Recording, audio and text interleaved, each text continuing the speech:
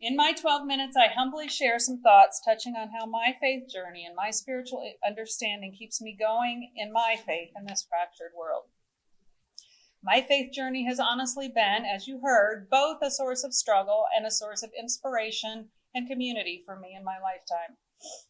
I was raised in a strong Christian home with parents who were about the best models of Christian love I could imagine. And also, I was raised in an era that emphasized the scientific method. And I became a social scientist, someone who spends her career seeking and evaluating evidence, things you can see and test about human behavior. My point here is just what Corbin said, that my identity is deeply rooted in being both a Christian and a scientist. As a teenager and a young adult, I struggled to accept what often seemed to me like very simplistic claims of the church. I wondered why I should expect God to answer my silly white American girl prayers when people were dying of starvation or violence in other communities or countries. I was quite bothered by the thought of a God who would accept people into heaven only if they professed the religion I happened to be taught. Wasn't that really unfair to children raised to believe other religions? Given limited time, I won't say more about these struggles, except to note that I might have lost my faith altogether if I hadn't had patient, thoughtful parents and professors who allowed me, yes, encouraged me, to ask hard questions and to come to a more complex understanding of the Christian faith. Put another way, being allowed to ask hard questions of God and of our faith is really important, and in my experience strengthened and deepened my faith rather than killed it. Another set of struggles, though, and struggles that honestly continue for me, are with the church as an institution. So many times I've been frustrated with church practices or preachings that, to my mind, exclude, judge, and discriminate in the name of being a strong Christian. Here again, I could have left the church altogether, or even my faith, if I had not also known so many Christians, starting with my parents and my grandparents, who are generous, compassionate, self-sacrificing, and honestly live out the belief that all people are made perfectly in God's image. Amen. They are people in my life who live out the best of what I believe Christianity should be. So, I am a Christian, and I have struggled and still struggle in these ways at times. So what keeps me going? As the daughter of a Presbyterian minister, who was also a philosopher, by the way, I will talk about 3 M's: Micah 6:8, the model of Jesus, and music. First of all, Micah 6:8, which you had in the opening call to worship. He has told you, O mortal, what is good. And what does the Lord require of you? But to do justice, to love kindness, and to walk humbly with your God. I'm not sure when I discovered this verse, but I remember singing a song at camp about it when I was a young teen. I won't stop and sing it for you. At some point, amidst my youthful struggles with faith, I latched onto it. I knew this was what I wanted my life to be, that this was my goal and purpose. On the one hand, this requirement of the Lord is extremely hard and complicated. In my experience, it's not possible to flip a switch and be this person who does justice, is kind, and is walking humbly with God in all or even most of my daily interactions. On the other hand, it is blessedly simple and straightforward. God's elevator speech to me is to strive after 3 things: justice, kindness, and humility as I walk in my faith. I am quite imperfect at these things, as my husband in the audience can probably tell you. But when life gets complicated and overwhelming, it helps me to refocus on this vision. I can stop to ask, how today can I do some justice, show a little kindness, walk humbly with my God? It shifts my focus from the huge problems around me that I can't solve by myself to what I can try to do today, to what I can control. Secondly, the model of Jesus. As I noted to start, Jesus lived in a very fractured world. It's not a world I would have wanted to live in. But Jesus' whole life was devoted not to being the powerful ruler that the Jewish people expected as their Messiah, but to making his world less fractured by doing justice, showing kindness, and walking humbly with God in his day-to-day encounters and teachings. Jews and Samaritans hated each other, but Jesus gave a Samaritan woman a drink and told stories like that of the Good Samaritan.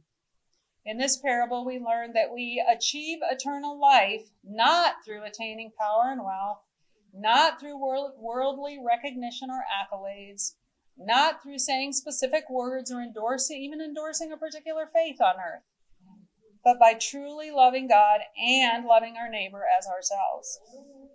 The story tells me that what is important is self-sacrificing love to those who are in trouble or hurting. I'm not saying that kind of love is easy. It's not. But it's more in my control than power, wealth, and prestige. And it does not require me to fix world problems by myself. Just to be a neighbor to those on my path. In other teachings, Jesus spoke against economic exploitation and the dangers of valuing material wealth. He criticized religious teachers who, in the words of Mark 12:38, devour widows' houses and for the sake of appearance say long prayers. These religious teachers, he said, will receive the greater condemnation. In a terribly sexist world, Jesus lifted up women. He talked to them, dined with them, included them in his ministry. When I asked ChatGPT for a succinct summary of these sorts of things in Jesus' ministry, Chat told me, Jesus' time was marked by ethnic tension, economic injustice, gender equality, political oppression, religious exclusion, and slavery. And the gospel consistently points toward Jesus working to break down those barriers. And I, as a professor of psychology, am being taught to be critical of ChatGPT. Don't take it at its word. But I think that's a pretty good summary from my experience. When I struggle with the church or how Christian values are portrayed in the media today, or what I should do to live out my faith in a fractured world, I recenter on Jesus as my model. Finally, number 3, music. Music, and I'll be talking especially about singing today, has been a big part of my life. Both as part of and separate from religion, the power of song to move people emotionally, to promote solidarity and belonging, to inspire, it mystifies me and fills me with awe. African American spirituals are just one example of how music has been central to solidarity and hope in the face of brutal racism and discrimination. The combination of the poetry of song and the beauty of musical sound, like we had in that first song today, give voice to our deepest longings and emotions, whether those emotions are despair and fear or joy and hope. Songs can inspire empathy and understanding. One of the most moving times I experience is when Waite Chapel is packed with people singing Christmas carols together. The Easter Vigil, led by Joshua Campbell, where'd he go? That I participated in for the first time this past April rivaled that. And I hope more and more people will participate in that.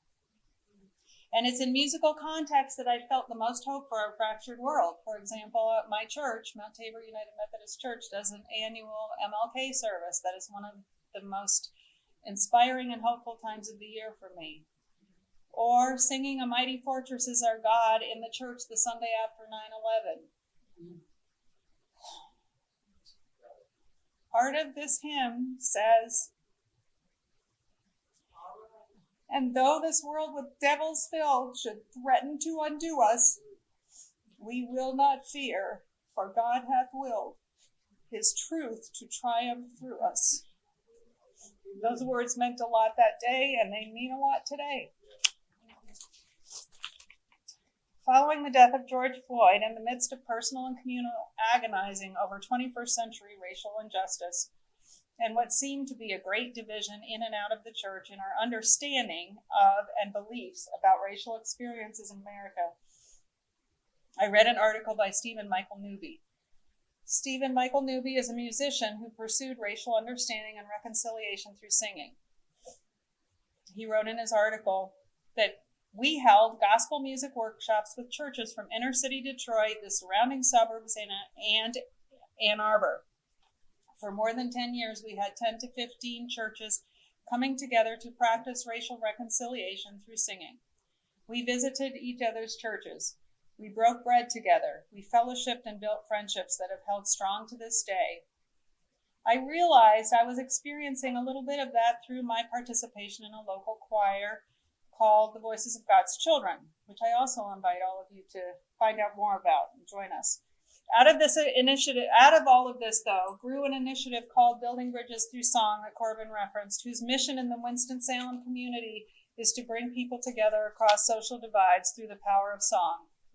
Building Bridges Through Song consists of people and organizations throughout Winston-Salem who love to sing or listen to song and who have a desire to build inclusive relationships, contribute to the elimination of prejudice and discrimination, and promote peace among all of God's children. It was born initially out of a desire to be faithful to the Christian call for racial understanding and reconciliation, but it has grown to include other forms of division that result from a lack of understanding and can benefit from experiencing the power and joy of shared experience based in music. So, in sum, what keeps me going every day in this fractured world, what keeps me grounded and keeps me from becoming overwhelmed, although I do become overwhelmed sometimes, but is to focus on the 3 M's, Micah 6:8, the model of Jesus, and making music with others. There's an African proverb popularized by John Lewis that says, when you pray, move your feet. Although it's not always obvious what exactly I should do to live out my faith in a way that might heal fractures, the 3 M's I've shared today help me take a step. They help me move my feet. John Lewis also said, ours is the struggle of a lifetime, or maybe even many lifetimes, and each one of us in every generation must do our part. This reminds me that the world has been fractured for a long time, and we are not alone in our struggles to respond to and heal those fractures. Thank you.